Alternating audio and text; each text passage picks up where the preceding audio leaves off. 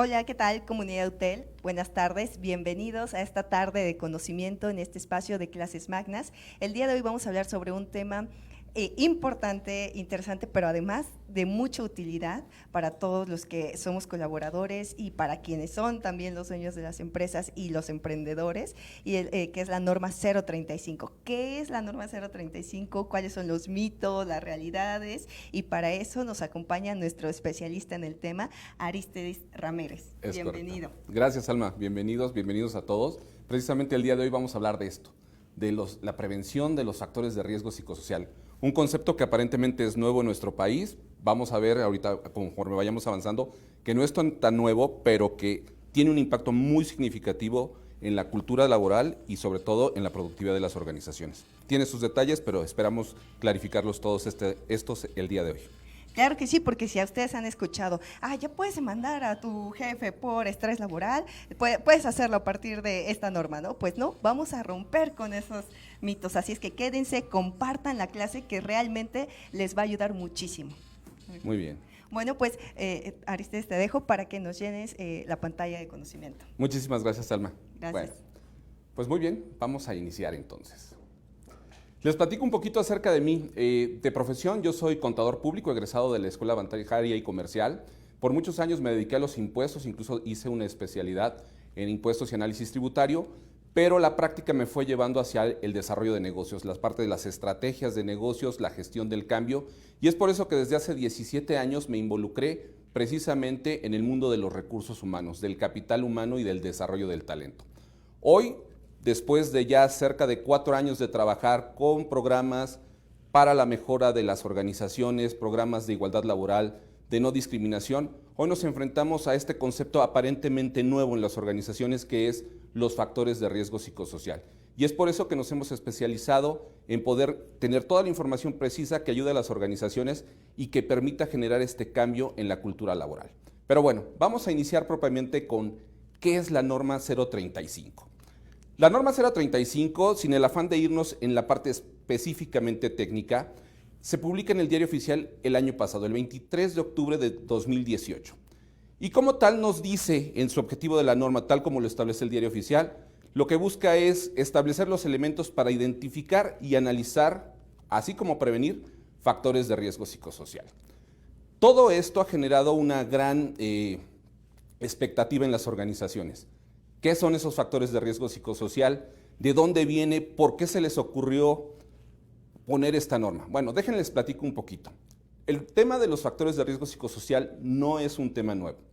En 1984, la Organización Internacional del Trabajo reporta que existen riesgos de carácter psicosocial. ¿Qué es esto? Es una categoría más o una dimensión más de los diferentes riesgos que existen en las organizaciones. Así como en las organizaciones, en el entorno laboral tenemos riesgos de carácter químico, biológico, ambiental, también existen riesgos de carácter psicosocial.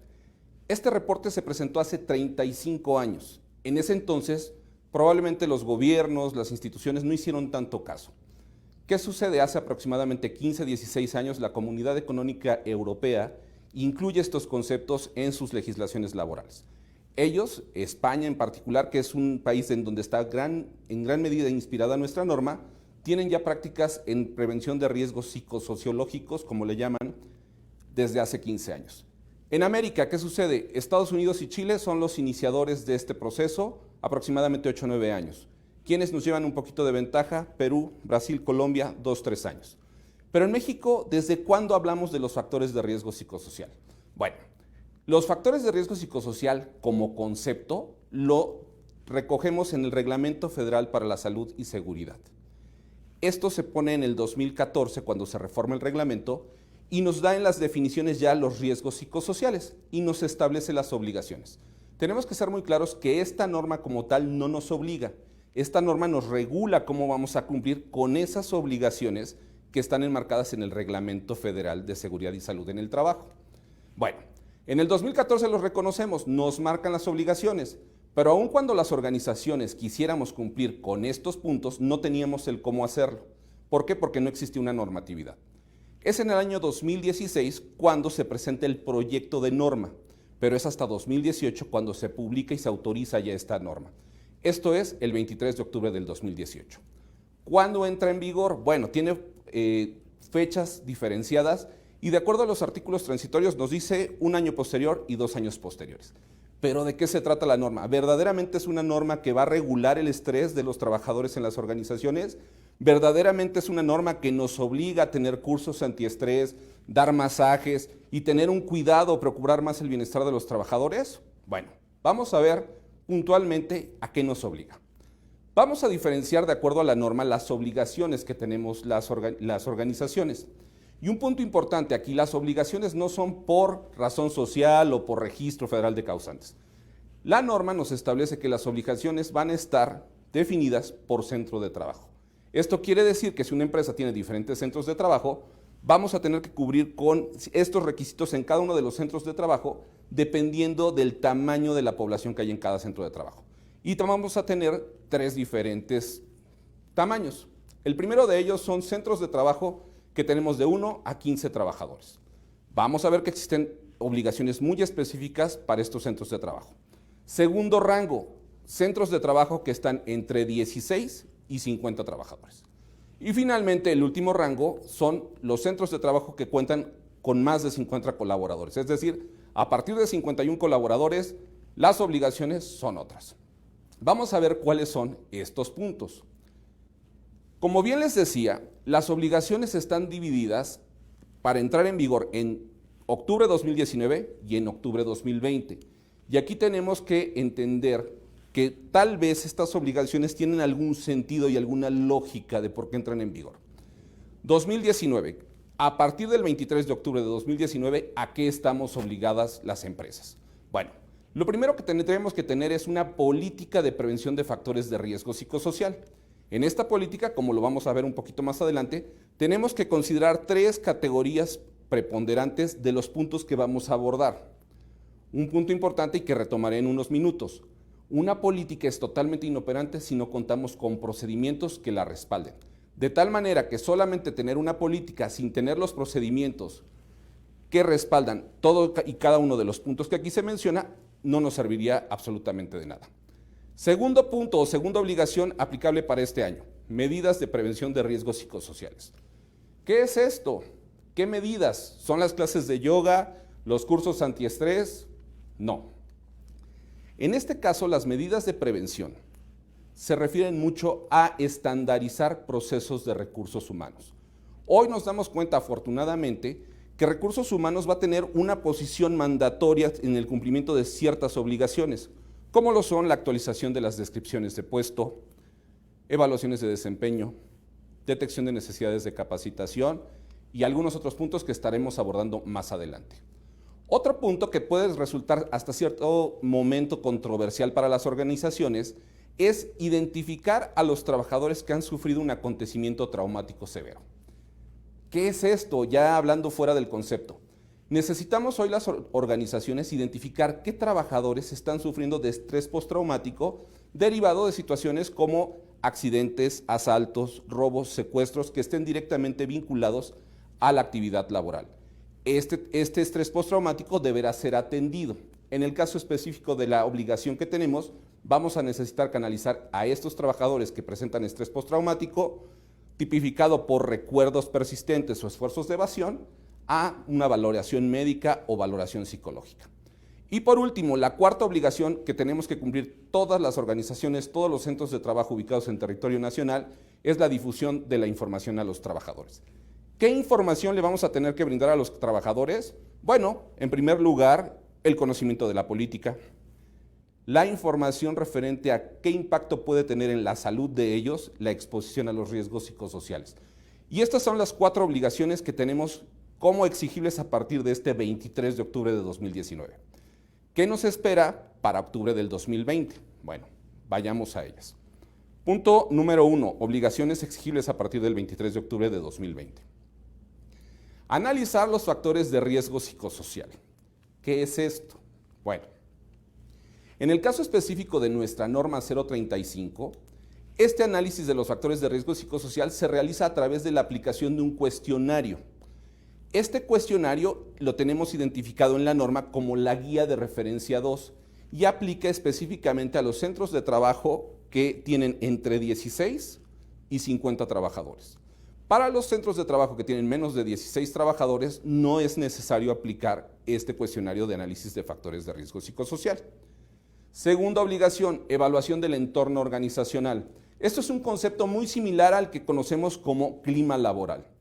Esta obligación es únicamente para las empresas que tienen más de 51 trabajadores por centro de trabajo o en ese centro de trabajo en específico. Y es también la aplicación de un cuestionario que reconocemos como la guía de referencia número 3. En particular, este cuestionario de la guía de referencia número 3 es un cuestionario que tiene 72 reactivos y que incluye tanto el análisis de factores de riesgo psicosocial como la evaluación del entorno organizacional. Esto quiere decir que los centros de trabajo entre 16 y 50 trabajadores tendrán que atender al cuestionario de la guía de referencia 2, mientras que los centros de trabajo que están con más de 50 trabajadores, de 51 en adelante, tendrán que atender al cuestionario de la guía de referencia 3. También tendremos que establecer medidas de control de riesgos psicosociales. Esta es la tercera obligación que tenemos exigible a partir de 2020. ¿Cuáles son estas medidas de control de riesgos psicosociales? Pues son precisamente las que se identifiquen en la aplicación de los cuestionarios, tanto de análisis de factores como de evaluación del entorno organizacional. Esto quiere decir que en la valoración de los cuestionarios, en la identificación de las dimensiones y categorías que presentan riesgo, tendremos que generar planes de acción muy específicos, identificando responsables, identificando acciones, tiempos de duración, de inicio, de término y, muy importante, indicadores de impacto que nos permitan medir el alcance que están teniendo estos planes de acción y de control. Siguiente obligación, exámenes médicos y evaluaciones psicológicas. Esto no significa que todos los trabajadores sean sujetos a tener un examen médico. Únicamente la norma nos pide que canalicemos a los trabajadores que han sido sujetos a un acontecimiento traumático severo y que presentan este tipo de estrés postraumático, así como aquellos trabajadores que en determinado momento presentan una denuncia o una queja por actos de violencia laboral. Aquí la norma nos pide que tengamos esta canalización. Vamos a profundizar en esta muy poquito. ¿Por qué? Porque el trabajador tiene que atender a esta valoración, pero la obligación de la empresa o del patrón únicamente está en canalizar a la persona. No tiene que pagar el tratamiento, no tiene que dar seguimiento al tratamiento. Es decir, la empresa no puede tener acceso al diagnóstico ni al avance del tratamiento en el caso que tuviera que tener un tratamiento. Y por último, la última obligación exigible, y que con esto estaríamos completando las 9 obligaciones de la norma, exigible para 2020 es ya compilar todo el registro documental y el manejo de evidencias. Probablemente hay muchas cosas que ya estamos haciendo en las organizaciones, que bueno, esto nos da un avance en lo cultural, pero para efectos de cumplimiento normativo va a ser muy importante que contemos con evidencias documentales para respaldar todas estas acciones que estamos llevando a cabo. Muy bien, pues ahora vamos a profundizar. ¿Por qué la norma 035? ¿Cuál es su razón de ser? Tenemos dos versiones. La primera, cuidar el estrés de los trabajadores. ¿Esto es cierto o es falso? Bueno, pues quiero decirles que esto es absolutamente falso. Sí, de una manera indirecta, las organizaciones hoy día tendremos que tener mayor cuidado en los niveles de estrés que estamos generando en los trabajadores. Pero la norma como tal no habla del estrés. Haciendo un análisis muy detallado de la norma, yo les puedo decir que la palabra estrés únicamente aparece en la norma 7 veces. 5 en la parte de la bibliografía y 2 en la parte de definiciones. Es decir, no está tipificado, no hay un capítulo que nos hable específicamente del estrés como un riesgo psicosocial, a diferencia de la normatividad española, en donde sí tipifica el estrés laboral, la fatiga laboral y la violencia laboral.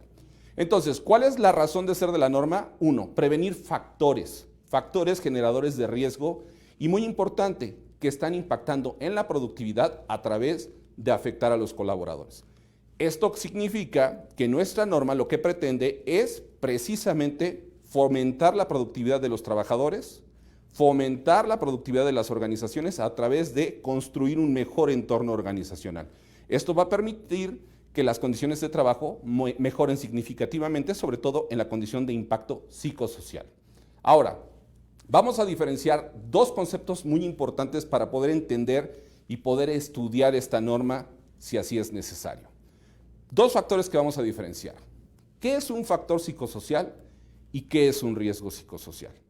Un factor psicosocial es una condición laboral que puede favorecer o dañar la productividad. Por ejemplo, si yo trabajo en un centro de trabajo, en unas instalaciones que tienen problemas de seguridad o son insalubres, probablemente esto me está generando una afectación psicológica que me hace estar en un estado constante de alerta que no me permite ser productivo. El riesgo psicosocial es la consecuencia del factor psicosocial. Es decir, un factor psicosocial es el origen, la situación. Un riesgo psicosocial es la consecuencia derivada de la presencia de un factor psicosocial. En términos específicos, nuestra norma oficial mexicana, ¿a qué se refiere? A trabajar en los factores psicosociales. De hecho, los riesgos psicosociales, aun cuando los vamos a estar platicando el día de hoy, no están como tal tipificados dentro de nuestra normatividad. Ahora, ¿cuáles son esos factores psicosociales?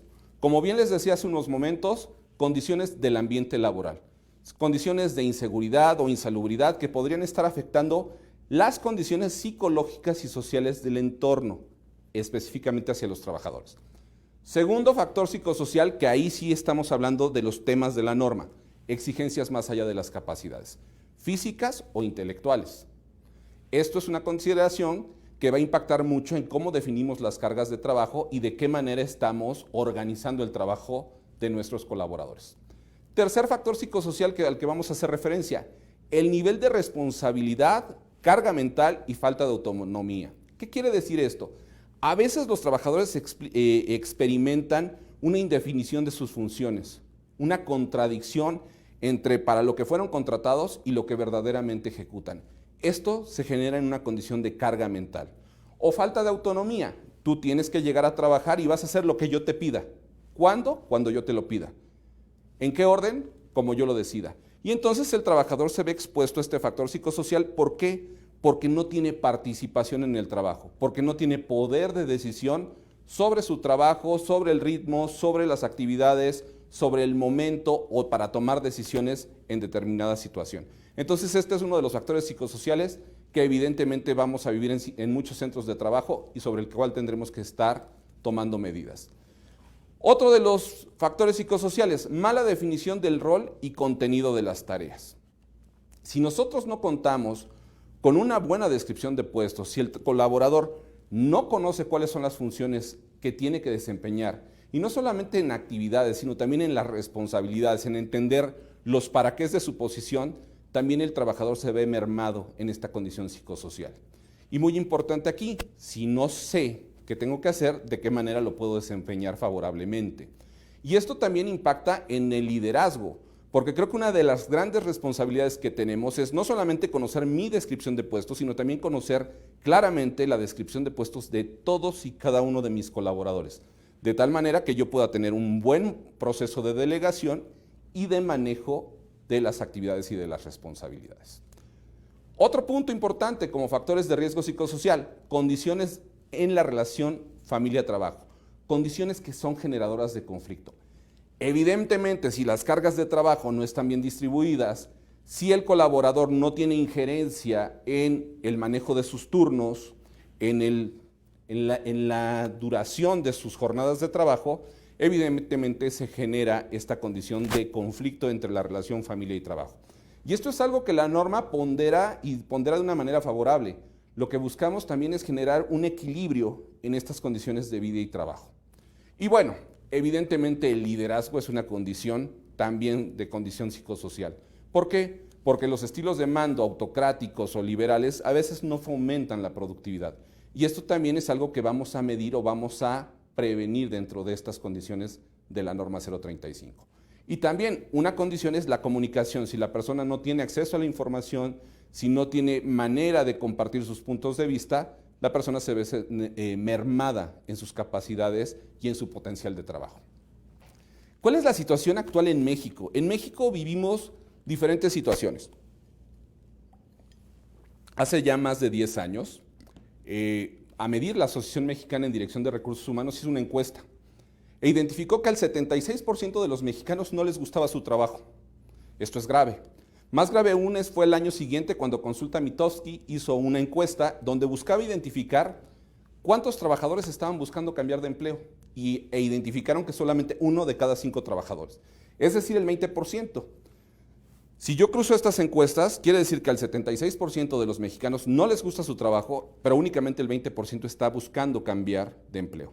Significa que el 56% está en una condición de resignación, de estoy, pero no soy productivo, soy apático, tengo que trabajar porque necesito llevar comida a la casa.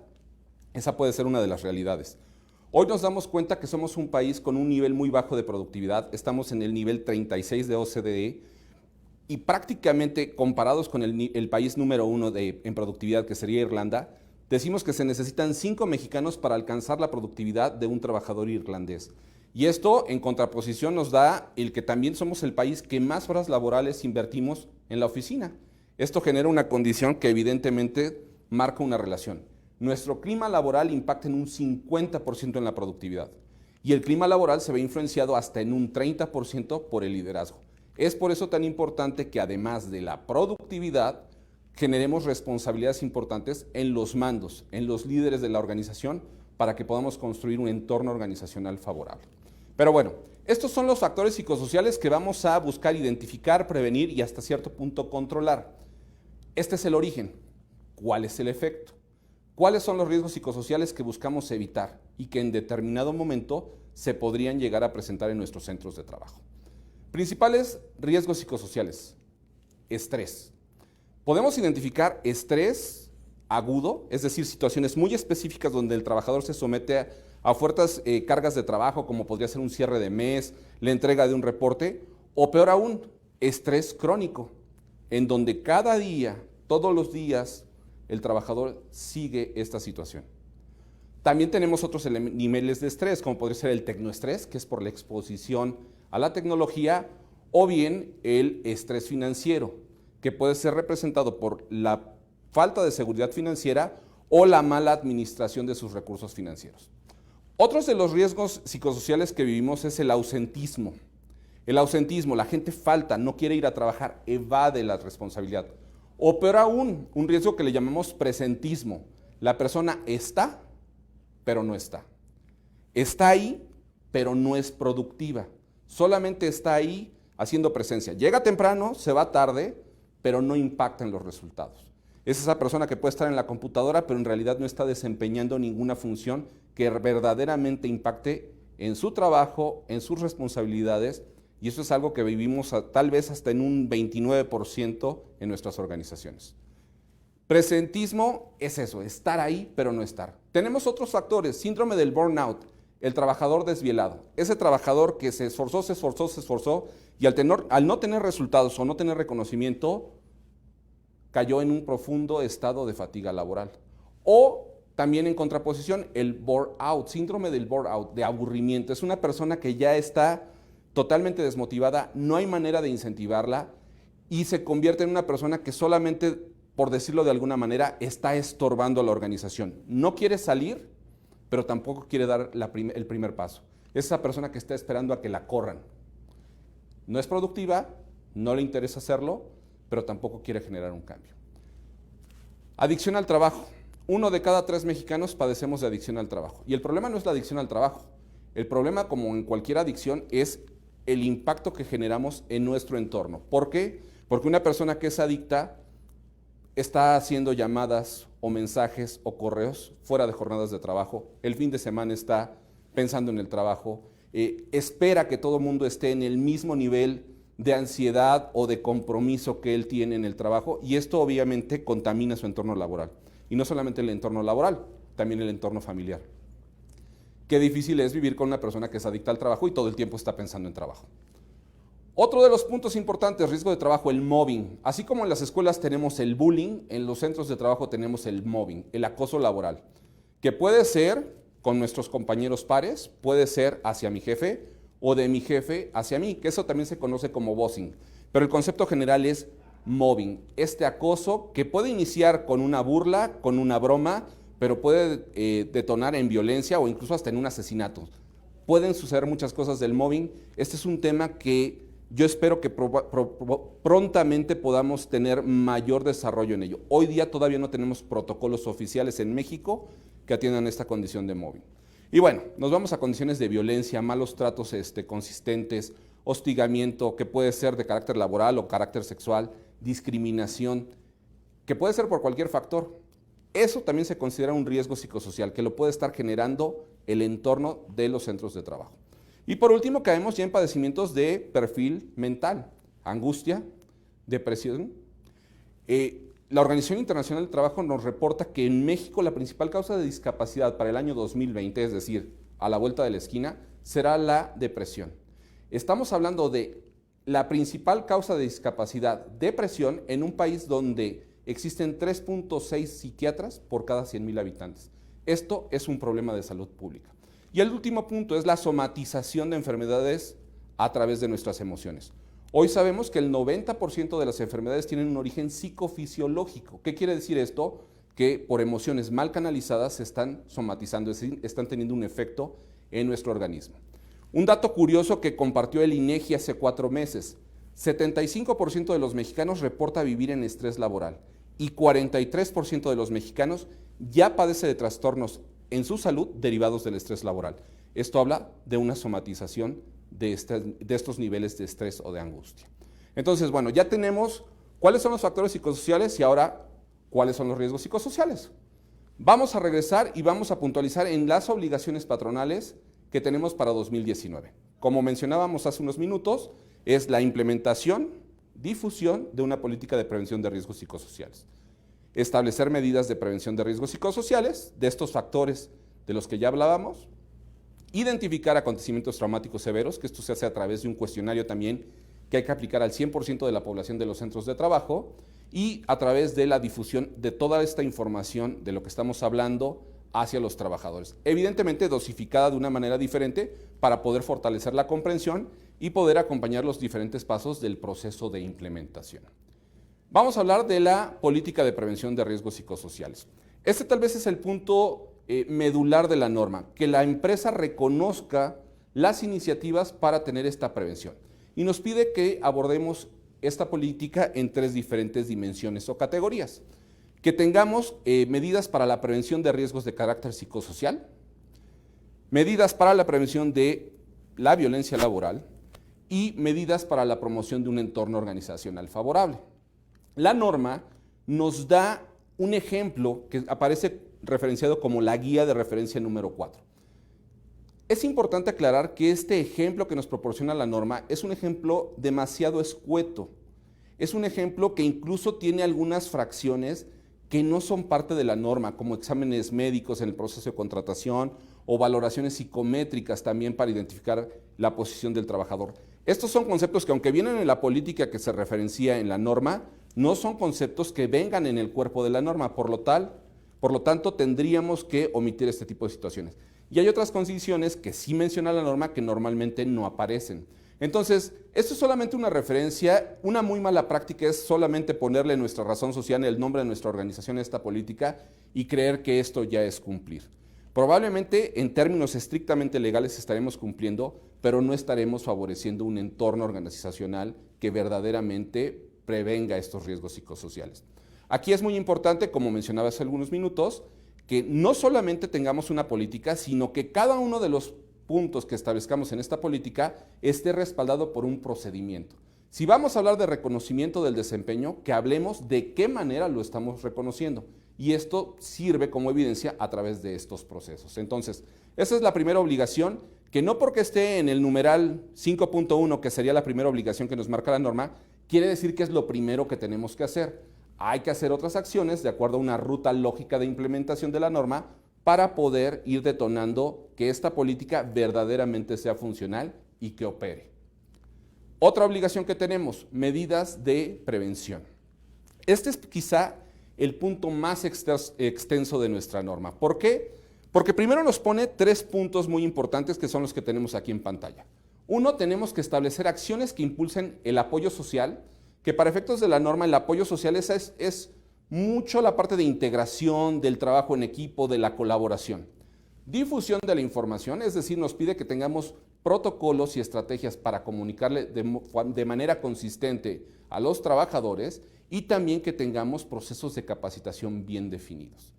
En este punto en particular, la norma se extiende y nos da ciertos contenidos temáticos, donde puntualmente nos marca situaciones como el que tengamos que capacitar y sensibilizar a directivos, gerentes y supervisores en todo el tema de factores psicosociales, tomando en cuenta muy especialmente manejo de conflictos, uso de la comunicación no discriminatoria y sistemas de análisis de problema y toma de decisiones.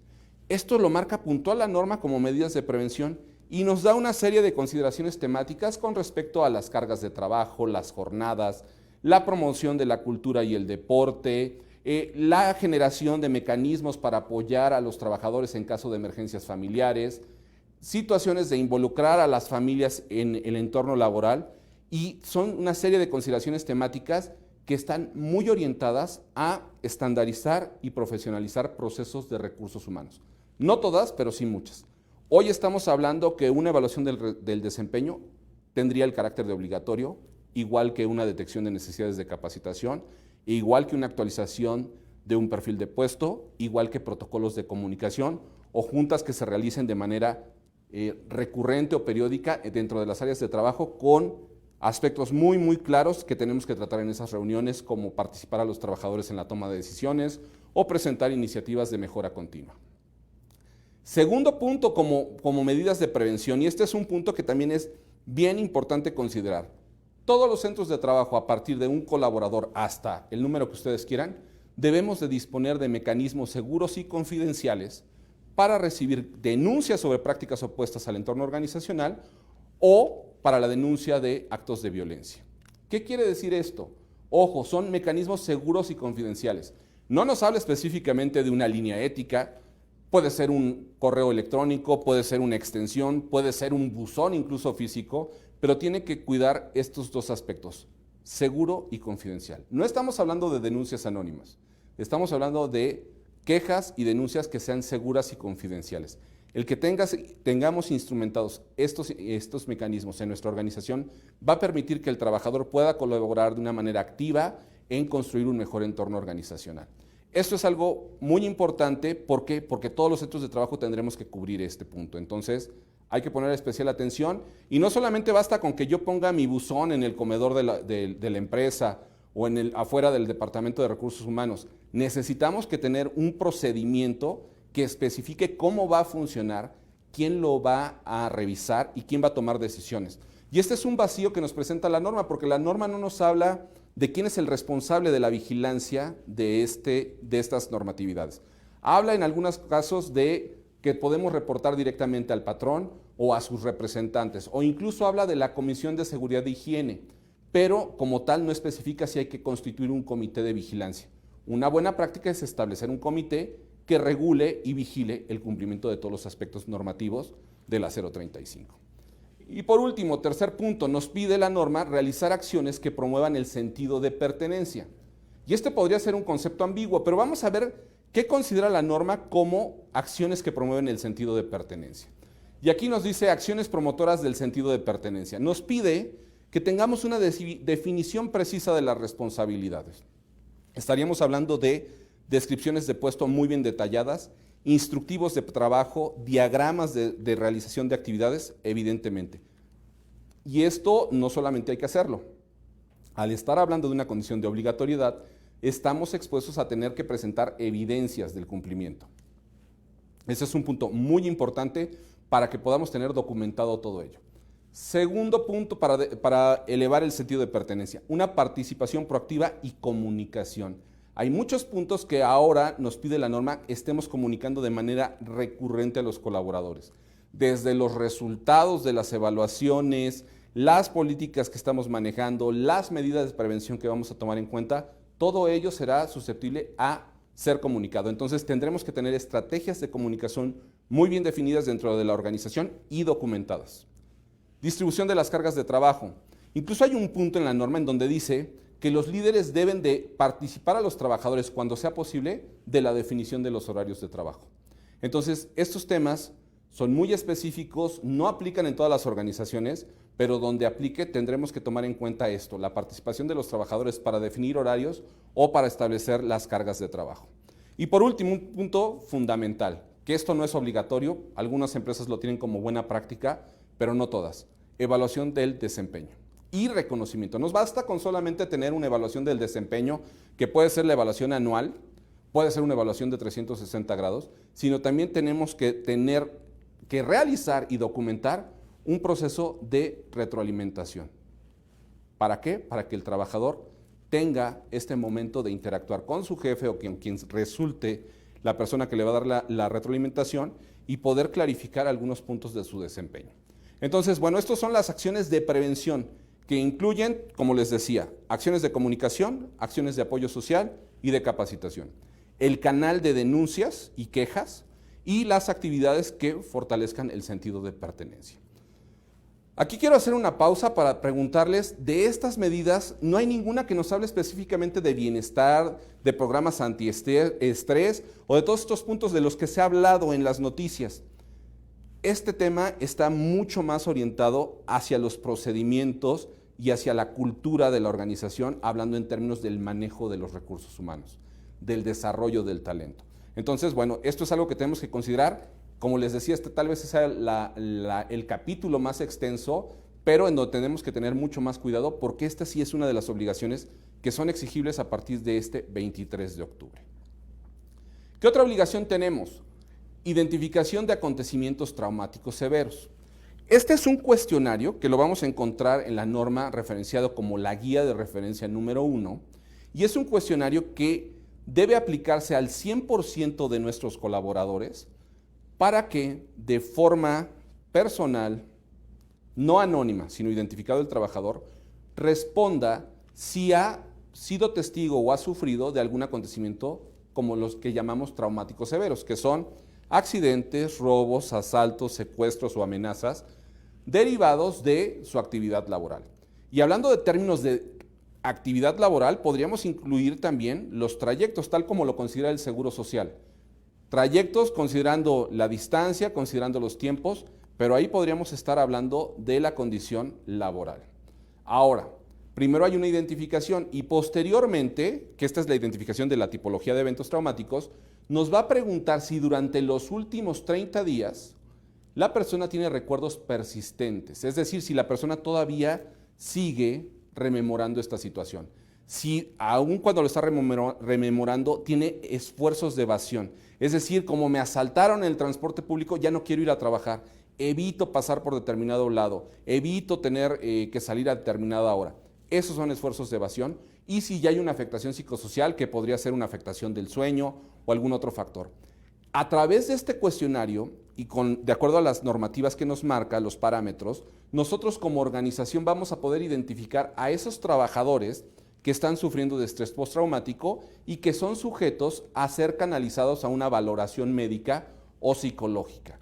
Repito, la obligación de la empresa recae únicamente en canalizar. La empresa no tiene la obligación de cubrir el procedimiento o de estar monitoreando el tratamiento que en determinado momento tuviera que tener el colaborador. Esta es una obligación que tenemos que cumplir ya también el 23 de octubre del 2019, se convierte en exigible y entonces esto es de los puntos importantes que tenemos que considerar dentro de nuestras obligaciones o de las actividades que vamos a tener que hacer para cumplir con la norma. Ok, ahora, la difusión de la información, este es un punto fundamental. ¿Qué le tenemos que comunicar a los trabajadores? Uno, la política de prevención.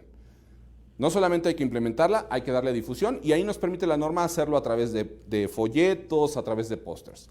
Medidas que vamos a adoptar para combatir las prácticas opuestas al entorno organizacional, es decir, qué estamos haciendo, hay algún protocolo que vamos a estar trabajando y sobre todo también comunicarle a los trabajadores cuáles son las medidas de prevención que vamos a tomar, cómo vamos a estar estructurando estos procesos y cuáles van a ser las acciones de control que vamos a implementar. Estas son las obligaciones que tenemos que cumplir para el 2019. Para el 2020 Ya se viene toda esta parte de identificación de los cuestionarios. En el caso de los centros de trabajo de menos de 15 trabajadores, no tendrán que aplicar ningún cuestionario. De 16 a 50, solamente la guía de referencia 2. De 51 en adelante, la guía de referencia 3. Las medidas de control que se deriven de ellos, practicar las evaluaciones médicas o psicológicas y ya generar todo el manejo documental de las evidencias que esto conlleva. Entonces, un tema que también tenemos que tomar en cuenta es una cuestión de cumplimiento. ¿Cuáles son las sanciones? Las sanciones nosotros las vamos a ver reflejadas en el Reglamento Federal de Seguridad y Salud en el Trabajo, específicamente en los artículos 115, 117, 118, 119 y 120.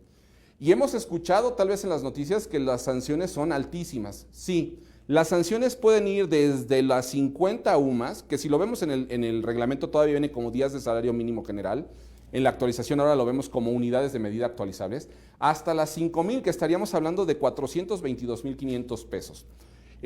No quiero entrar mucho en detalles de cómo se determinan las sanciones, porque esto es algo bastante complejo, pero sí lo que tenemos que considerar es que las sanciones más altas son las que están relacionadas por no comunicar a los trabajadores, por no implementar la política de riesgos psicosociales y por no tener el canal de quejas y denuncias.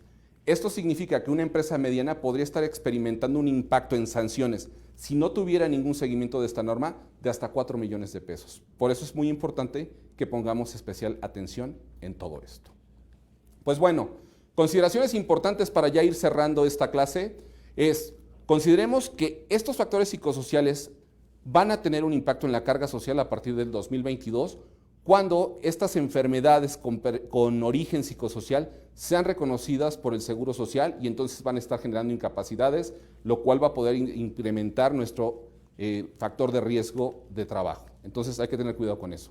¿Se relaciona indirectamente con otras normatividades? Sí, esta norma resucita normas que a lo mejor no estábamos cumpliendo, como la 030 o la 019, que hablan de la Comisión de Seguridad e Higiene, que hablan de las condiciones generales de seguridad. Entonces es muy importante que no solamente nos enfoquemos en la 035, sino que tengamos una visión mucho más amplia de todas las obligaciones de carácter laboral. ¿Se incrementa el riesgo de inspecciones por parte de Secretaría del Trabajo? Sí. De hecho, la Secretaría del Trabajo firmó acuerdos con el IMSS, con el Instituto del Seguro Social, para poder colaborar en las inspecciones. Y se generó un compromiso por parte de la Secretaría del Trabajo que durante el segundo semestre de 2019 se iban a realizar por lo menos 31,000 inspecciones. Esto eleva nuestro riesgo de sufrir una inspección. Ojo, las inspecciones de Secretaría del Trabajo pueden ser por revisión de condiciones generales de trabajo, condiciones de seguridad y higiene, condiciones de capacitación y adiestramiento o PTU. Con la única excepción de PTU, las otras 3 razones por las que nos podría estar inspeccionando la Secretaría de Trabajo se relacionan de alguna manera con aspectos que tenemos en la norma 035. Y por último, nos habla la norma de un dictamen que expide una unidad verificadora. Esto es un mito también, sí podemos acercarnos a una unidad verificadora, que al día de hoy no existen todavía no están certificadas como unidades verificadoras, pero el que nosotros contemos con un certificado de cumplimiento o un dictamen de cumplimiento no inhibe las facultades de revisión desde la Secretaría del Trabajo. Es decir, que si hubiera una inspección, aunque yo tenga mi dictamen expedido por una unidad verificadora que durará 2 años, esto no inhibe que la Secretaría del Trabajo pueda hacer una inspección mucho más a profundidad de estos aspectos.